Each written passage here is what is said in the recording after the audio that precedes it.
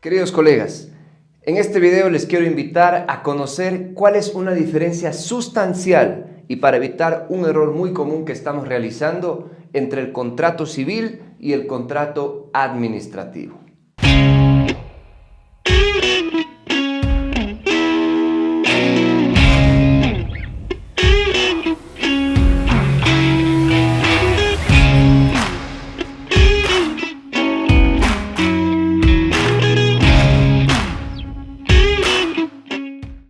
Para empezar esta charla breve sobre derecho administrativo, quiero partir de una idea que todos tenemos conceptualizada al momento de haber comprendido la materia de derechos y obligaciones en la Facultad de Jurisprudencia.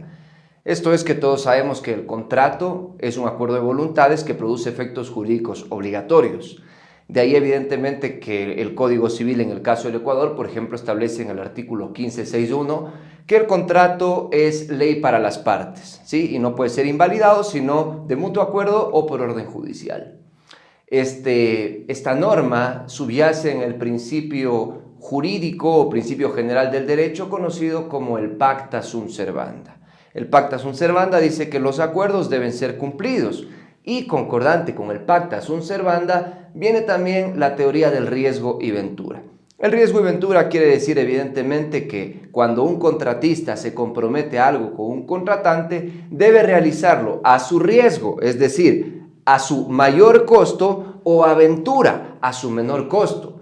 Es decir, yo tengo que comprometerme a cumplir el objeto del contrato, sea que me cueste más o me cueste menos.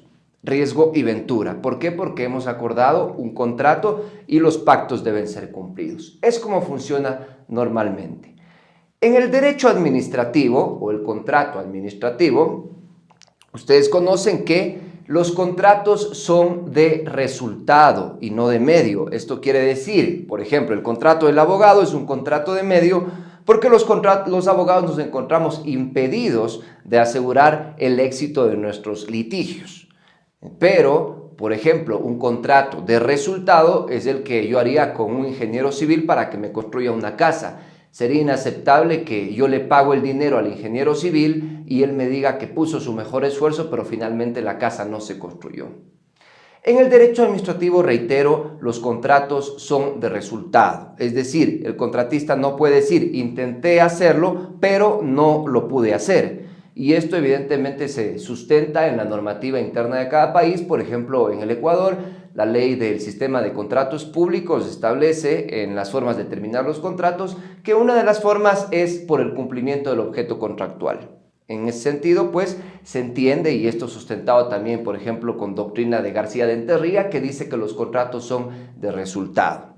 Bien, entonces, teniendo estas ideas de que el contrato hay que cumplirlo y de que es un contrato de resultado del contrato administrativo, en este campo de la esfera del derecho administrativo nos vamos a encontrar con un elemento que no está en el derecho civil y es el tema de que en aras del interés general, ustedes saben que evidentemente el interés general es lo que conduce toda actuación de la entidad pública en ejercicio de la función administrativa.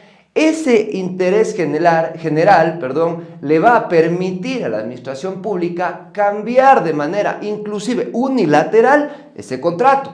Ustedes van a decir, pero evidentemente ahí estoy violando todos los principios que había mencionado antes. Y en efecto es una excepción. El ius variandi o potestad del Estado de cambiar el contrato administrativo es una prerrogativa de la administración pública en virtud del interés general. ¿Cómo se explica esto? En el campo práctico, ustedes saben que, por ejemplo, la construcción de una carretera se la realiza con estudios.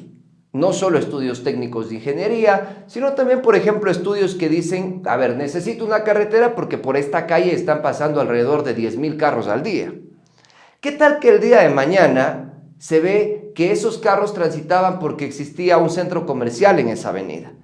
Las personas del centro comercial deciden cerrar ese centro comercial y empiezan a ver que evidentemente por esa calle ya solo pasan tal vez unos 200 carros al día y por lo tanto ya no es tan relevante porque en cambio a la nueva dirección que se movió el centro comercial, por poner un ejemplo muy hipotético, van a transitar los 10,000 carros. Entonces la entidad que construye esta carretera dirá, ya no me conviene hacer por acá, porque el interés general dice que más bien la gente necesita por acá. Y no, y el contratista va a decir, no, pero es que el pacta sunt servanda, el contrato que hicimos dice que la carretera pasa por esta parte de acá y yo tengo ya toda mi maquinaria acá. O también póngase el contratista, un caso más real, póngase el colega que está viendo este video, un caso más real, surte en el evento de que los estudios estén más realizados. Y no podemos condenar a la ciudadanía a que adquiera una vía mal hecha, sobre pretexto del pacta sunt servanda. Entonces, el interés general llama y abre la puerta a que la entidad administrativa pueda modificar ese contrato. Pero seguramente ustedes esto ya sabían. ¿Y por qué es el motivo de este video? Porque hay veces en que confundimos la aplicación de este ius variandi en los casos que realmente se deben aplicar. Este video, por no hacerlo muy largo, no podremos abordar todas las casuísticas que podrían derivarse. Eso podría ser materia de otro video o ya de un libro entero sobre contratos públicos. Pero lo que yo quiero mencionar aquí para que quede claro es los supuestos en los que este ius variandi se va a ejercer, ¿sí?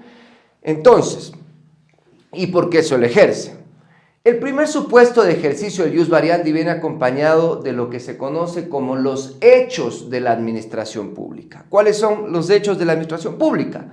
Justamente cuando la administración pública quiere suscribir contratos complementarios, ¿no es cierto?, porque quiere aumentar el volumen de la obra, ¿no es cierto?, y el contratista está obligado a hacerlo. Sí está obligado a suscribir el contrato complementario, porque el contratista sabe de antemano, cuando participe en el concurso público, que obviamente se puede suscribir un contrato complementario por el monto que especifica la ley. En el Ecuador, por ejemplo, antes era el 35%, ahora es el 8%. Y bueno, pues se puede subir hasta el 35% con autorización del Contralor General del Estado. Ya ustedes verán en cada legislación cuál es el monto que tiene. Esto de establecer los montos da en cierta parte seguridad jurídica al contratista, porque le dice, yo hago un contrato contigo, pero ten en cuenta que si yo necesito incrementarlo un 8%, necesito que tú estés dispuesto a colaborar conmigo. ¿En virtud de qué? Del interés general. Pero como el contratista ha antepuesto el interés general a su interés particular al suscribir este contrato, es lógico, es justo y es legal que evidentemente se le reconozca que los rubros nuevos que va a sustanciar la ejecución de esa parte de la obra. Por eso, por ejemplo, dice la doctrina que en virtud del ius variandi, cuando es por hechos de la administración pública, lo que se puede cambiar es el volumen, no la ecuación financiera.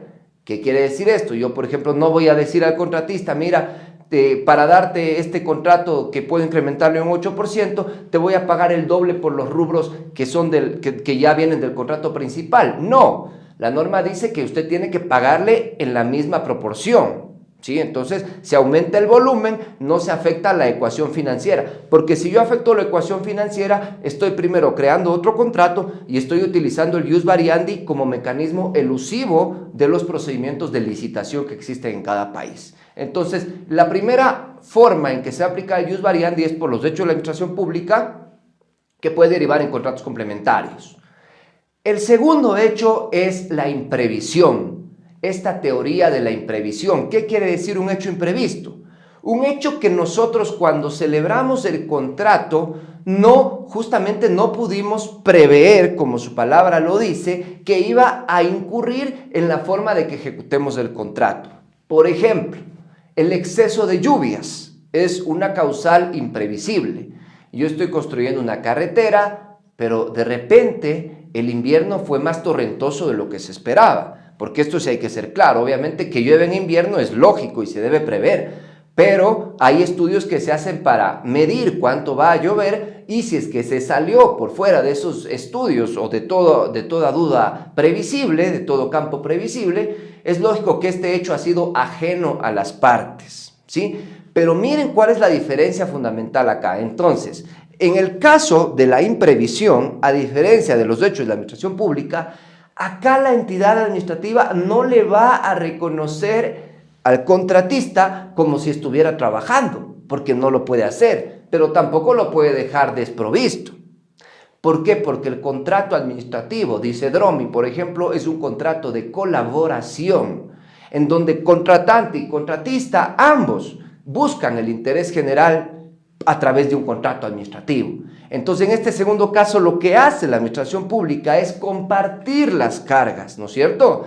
De ahí que, por ejemplo, se dan periodos de suspensión y, por ejemplo, en el Ecuador, la Contraloría General del Estado ha dicho que cuando un contrato de fiscalización de obras se suspende, pues hay que negociar para que esa consultora de fiscalización se quede con un personal mínimo, es decir, mande al resto de su personal a descansar y se queda solo con un personal mínimo, de tal manera que en ese periodo de suspensión ambas partes están compartiendo las cargas, ¿sí? ¿Para finalidad de qué? Para la finalidad de superar ese hecho imprevisible, ¿no es cierto? Superar ese hecho imprevisible y lograr, obviamente, recuperar la ejecución del contrato. Un tercer supuesto viene acompañado de lo que se llama la teoría del príncipe. Aquí no se habla en efecto de un ejercicio del jus variandi. ¿Por qué? Porque en el primer caso de los contratos complementarios, en el segundo caso de la teoría de la imprevisión, en realidad sí se van a alterar las cláusulas del contrato, con periodos de suspensión, se va a alterar, digamos, contratos complementarios, pero en el hecho del príncipe no se va a alterar el contrato, pero lo que sí va a pasar es que se va a volver más onerosa, más gravosa la ejecución de este contrato. El hecho del príncipe no es nada más que disposiciones de carácter general que afectan, como digo, la ejecución del contrato, pero no lo modifican. Y otra característica es que el hecho del príncipe no viene dado por disposiciones de la entidad contratante, como en tratándose de los otros dos casos, sino que viene de disposiciones del gobierno, disposiciones generales. Diga usted, por ejemplo, lo que pasó aquí en Ecuador, que se subió el IVA del 12 al 14% para, evidentemente, responder por los daños ocasionados producto de un terremoto. Lo que pasó ahí, evidentemente, fue de que ¿quién asume eso? Eso asume la entidad contratante en un 100%. Acá sí es una figura de indemnización, a diferencia de los otros dos supuestos. En el primer supuesto, asume lo que cuesta. Sube el volumen, no sube la ecuación. En el segundo, de la imprevisión, comparten las cargas. Y en el tercero, en cambio, la entidad sí indemniza. Diga usted que mañana también, por ejemplo, se duplica el salario básico y ya estaba previsto en un contrato. ¿Quién debe asumir esa carga? La administración pública, a manera de indemnización. Lo que sí queremos decir y señalar, queridos colegas, para ir despidiendo este video, es que ustedes saben que muchas de las instituciones del derecho administrativo, que son producto evidentemente de la jurisprudencia muy enriquecedora de ese Consejo de Estado francés, son producto también del análisis político de la época. Así, evidentemente, como dice el Consejo de Estado francés, se ha generado la teoría de la presunción de validez y ejecutoriedad del acto administrativo, cuando evidentemente el poder político era muy fuerte, pero también se han dado derechos al ciudadano cuando el poder político era muy débil. De ahí, por ejemplo, también véase que en la contratación pública, a diferencia de en el derecho civil, la fuerza mayor y caso fortuito, ¿quién la asume? La asume la administración pública. ¿Sí? Vea usted, por ejemplo, en la legislación argentina, sí dice específicamente la ley de contratos. En la ley del Ecuador, en cambio, tenemos casos cuando, por ejemplo, un contrato se extiende, ¿no es cierto?, y la entidad paga los reajustes de precios, la entidad no está preguntando, a ver, veamos de quién fue la responsabilidad de que se haya demorado la obra. No, la entidad evidentemente asume que por el pago de ese reajuste, aun cuando la obra se pudo haber extendido por fuerza mayor o caso fortuito. Estas son algunas particularidades del contrato administrativo que me gustó mencionar para que ustedes, queridos colegas, puedan tener en su visión, en su mente, que el interés general va a tener un ingrediente especial en el contrato administrativo versus el contrato civil, y con eso la pensamos una vez más antes de decir que el contrato es ley para las partes como un principio inquebrantable, porque hemos visto que sí admite una excepción. Muchísimas gracias, los invito a seguir viendo estos videos de Legalité, a compartirlos y a dejar sus comentarios para enriquecer el debate.